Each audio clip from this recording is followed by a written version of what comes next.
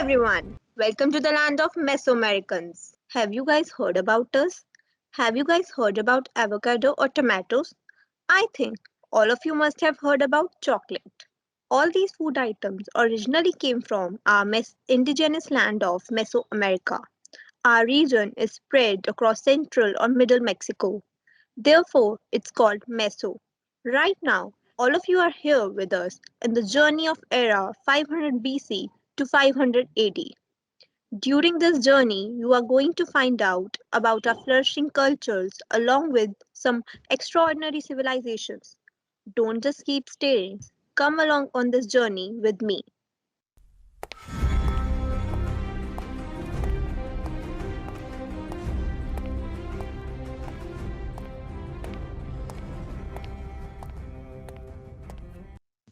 Welcome to the era of 500 BC. We are the earliest known major Mesoamerican civilization, the Olmec civilization. Are you wondering what is this? This is one of the main artifacts which attracts every tourist attention. These are sculpted colossal heads of our great rulers, Olmecs.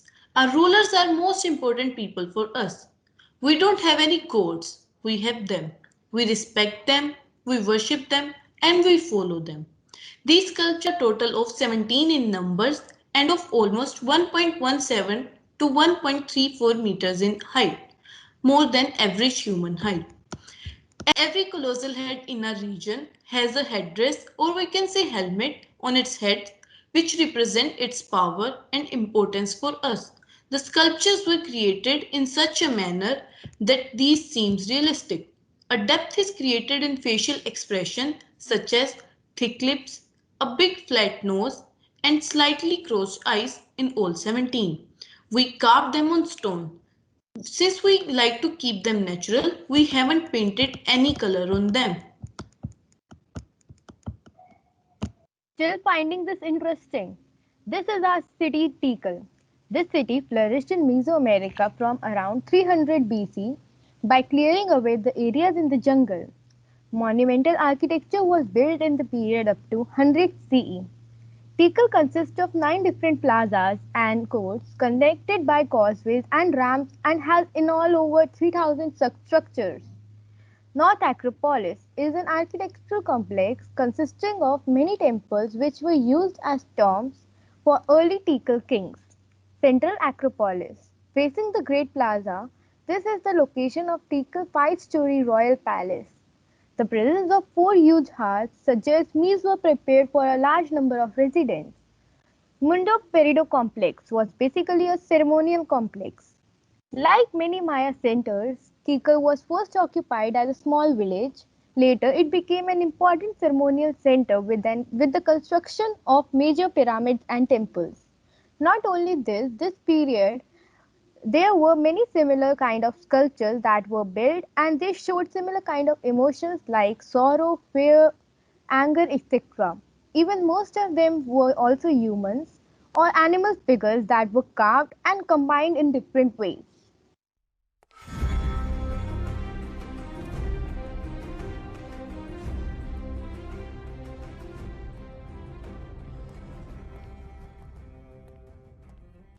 Teotihuacan religion. This is an era of 100 BC. Teotihuacan was major part of our region. The most important feature of the city's architecture is its scale. This magnificent pyramid of the sun is the largest structure on the site. It is made up of red coarse volcanic rock of the region. I remember the small temple structure reached by the flight of stone stairs. The elements and the principles of design were very much visible in these pyramids. I have observed that they have a pyramidal base in which balance has been created through the symmetrical alignment of one cuboid on the top of the other. It seems appealing due to the staircase was in the middle with appropriate proportions. Creating the staircase on both sides create visual harmony in our structure. The texture and the monochromatic color scheme complemented it even further. Like you have heard earlier, we have absolute faith in our gods.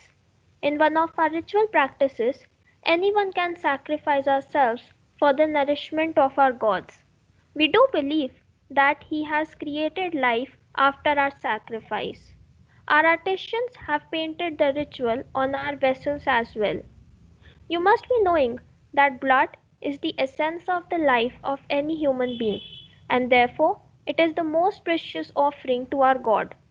Like you can see, a person is holding a baby with a V shaped hole in the child's chest. From here, its heart has been cut out. The highly educated priest in our era can communicate with God. My ancestors have taught me this.